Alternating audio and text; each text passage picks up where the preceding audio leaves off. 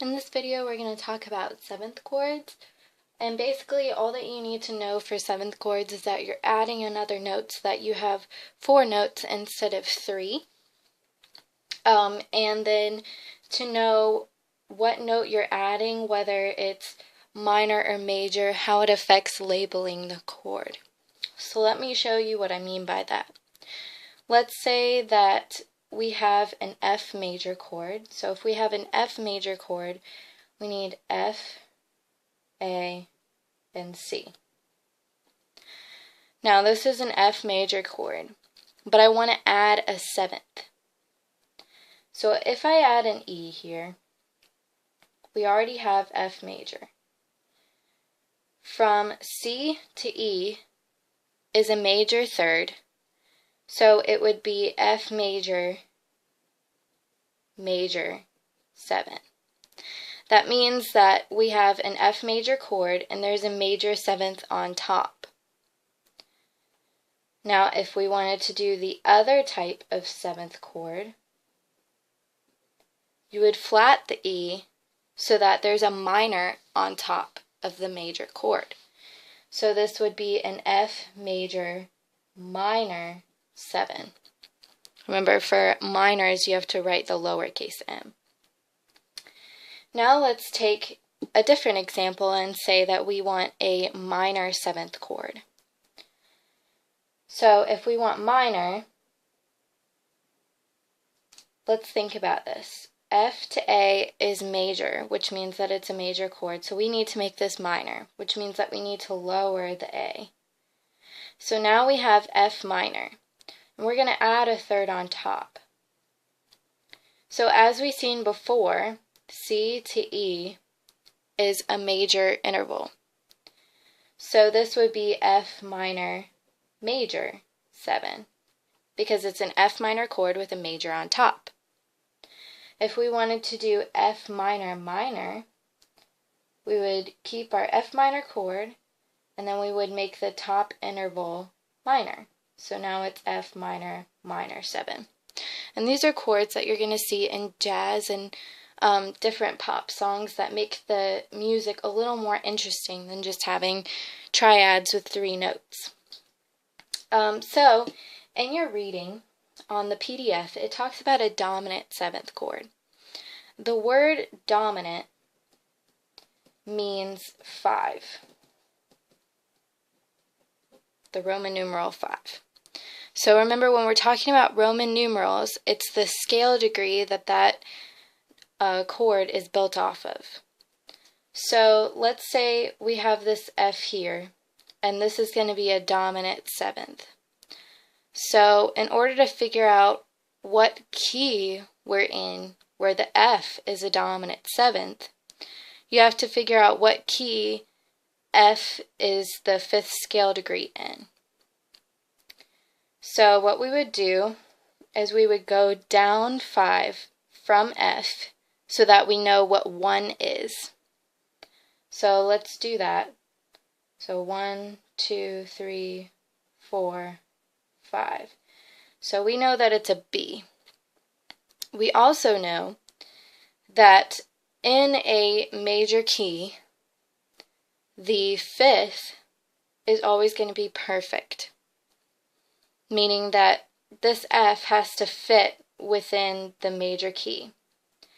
In B major, F is sharped, so therefore this F does not fit in B major. So if we flat this B, now we're in B flat major. And B flat major, F is natural. So therefore we know that this would be a dominant 7th in the key of B flat major. Let's do another example. Let's say that on the homework, which you're going to find, that you have this chord right here.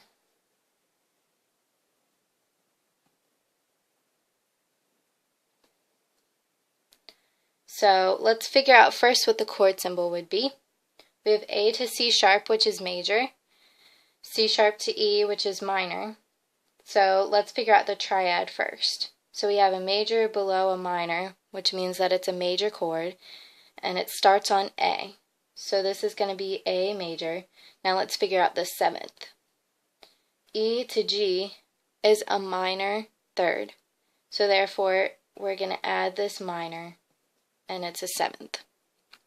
Okay, now let's figure out what key that this would be a 5 in. Remember, we need to figure out the perfect fifth below the A. So you count down 5. 1, 2, 3, 4, 5. And I know this is getting low into ledger lines, but this is a D right here. So now let's figure out if that's a perfect fifth or not.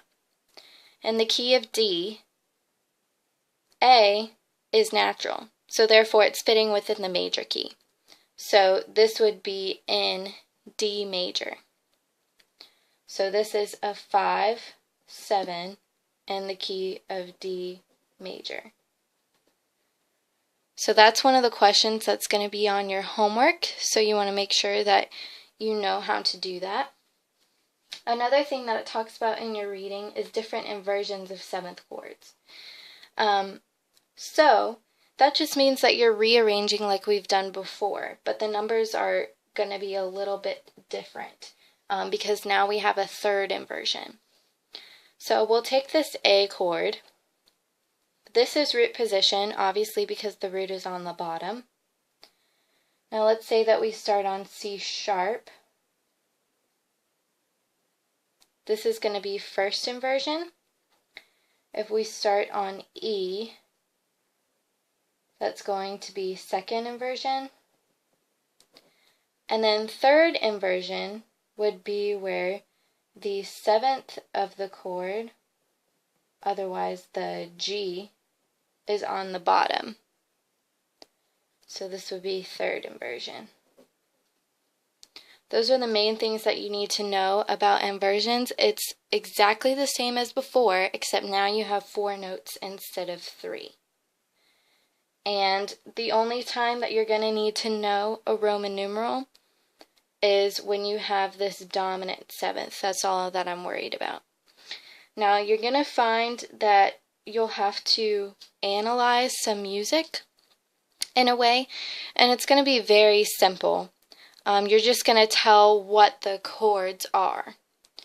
So for example, if you see a piece of music like this on your homework, I'm going to show you how you would analyze it.